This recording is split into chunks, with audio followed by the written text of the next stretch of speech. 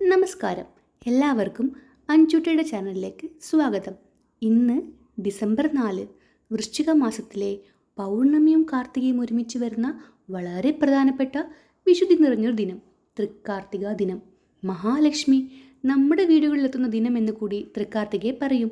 അങ്ങനെ വരുമ്പോൾ ഭഗവതിക്ക് നിറദീപങ്ങൾ കൊളുത്തിവെക്കുക എന്നത് ഇന്നത്തെ പ്രധാന ചടങ്ങുകളിലൊന്നാണ്. ഭഗവതി ക്ഷേത്രങ്ങളിലെ ഒരു പ്രധാനപ്പെട്ട ആഘോഷം കൂടിയാണ് കാർത്തിക ദീപം തെളിയിക്കുക എന്നത്. നിറദീപങ്ങൾ കൊളുത്തുന്നതിനിടയിൽ ഇതുപോലെ മന്ത്രങ്ങൾ ബാക്ക്ഗ്രൗണ്ടിൽ കേൾക്കുമ്പോൾ കിട്ടുന്ന ആ ഒരു ഡിവൈൻ എനർജി, അത് വാക്കുകൾ കൊണ്ട് പറയുന്നതിനും അതീതമാണ്. ഒന്ന് കാതോർത്താൽ നിങ്ങൾക്കും കേൾക്കാലോ.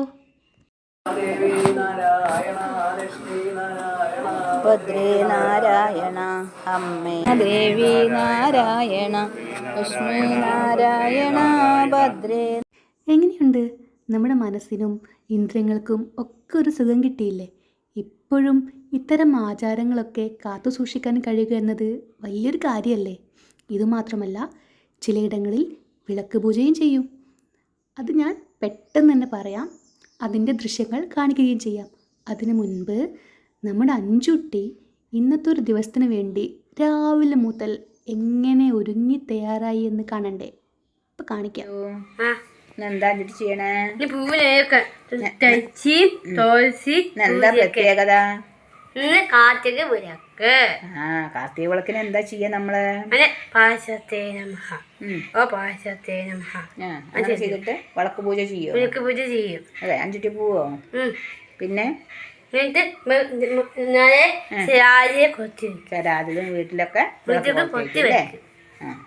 അഞ്ചുട്ടിക്ക് ദേവിയുടെ നാമം ചെല്ലാൻ വയ്യേ? നല്ല വചനം എല്ലാം വയ്യേ? ഏതാ ചെല്ലുക?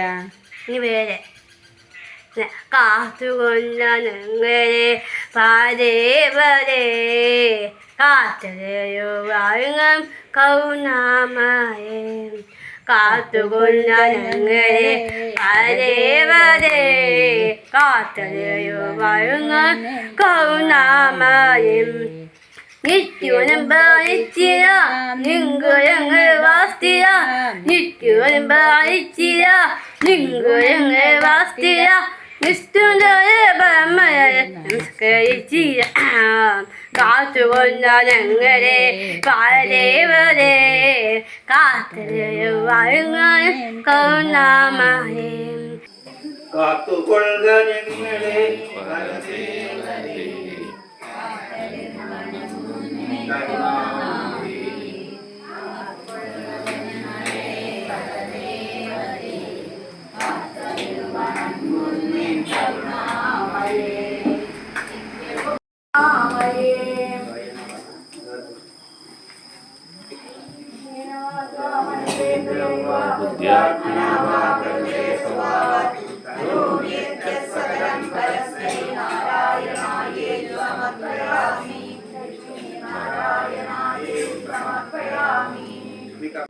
വിളക്ക് പൂജ, അതായത് സർവൈശ്വര്യ വിളക്ക് പൂജ. വിളക്കിനെ ദേവിയായി സങ്കല്പിച്ച് ദേവിയുടെ 1001 നാമങ്ങൾ ഉച്ചരിക്കുക എന്നതാണ് വിളക്ക് പൂജയിൽ പ്രധാനം. ഒരാൾ ദേവിയുടെ 1001 നാമങ്ങൾ ഉച്ചരിക്കുമ്പോൾ കൂടെ ഓം പരാശക്തിയെ നമ എന്ന് പറഞ്ഞ് ഭക്തർ ദേവിയായി സങ്കല്പിച്ച വിളക്കിൽ പുഷ്പങ്ങൾ അർപ്പിക്കും. ഓം പരാശക്തിയെ നമ എന്ന് പറഞ്ഞ വിളക്കിനെ ഓം പരാശക്തിയേ നമ. ഓം പരാശക്തിയേ. ഇപ്പം നമ്മൾ കാണുന്നത് ദേവിയുടെ 1001 നാമങ്ങൾ ഉച്ചരിച്ചതിന് ശേഷം വിളക്ക് പൂജ അതിൻ്റെ സമാപന ഘട്ടത്തിലേക്ക് അടുക്കുന്നതാണ്. എല്ലാവരും ഒരേ മനസ്സോടെ ഇരിക്കുന്ന ഇത്തരം മഹത്തായ നിമിഷങ്ങളുടെ ഒരു പോസിറ്റീവ് ഓറ ഒന്ന് സങ്കല്പിച്ച് നോക്കൂ. എന്നിട്ട് കൈ കണച്ച് വെച്ചിട്ട് നമസ്കരിക്കും കേട്ടോ.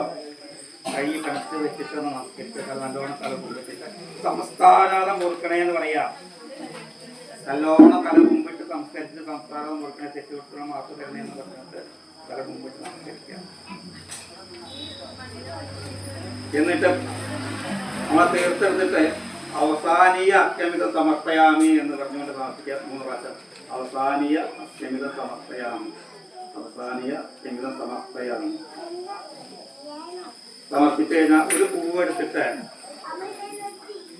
വലത്തെ മുക്ക് വയ്ക്കുക, പിറകോട്ടിടുക.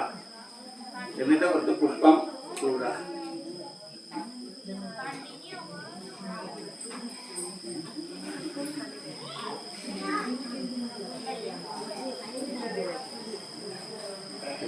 ഇനി വിളക്കിന്റെ പാദം നമ്മുടെ കാൽപാദം എടുത്തിട്ട് 3 പ്രാവശ്യം വന്ദിക്കുക, തൊട്ടിട്ട് തലയിൽ വെക്കുക, 3 പ്രാവശ്യം തൊട്ട് വന്ദിക്കുക. എന്നിട്ട് വിളക്കൊന്ന് ഓരോ നാട്ടിലും ഓരോ മതക്കാർക്കും അവരവരുടെ ആരാധനാലയങ്ങൾ ഉണ്ടാവുക.